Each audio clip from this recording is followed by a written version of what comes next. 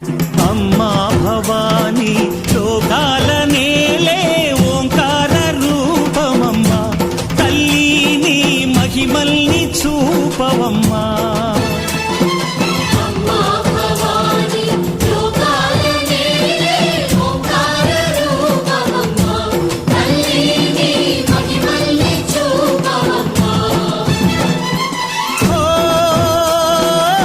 సృష్టికే దీపమా, శక్తికే మూలమా, సింహరథమే నీదమ్మా. అమ్మ దుర్గమ్మ భక్తులను దీవించుమా.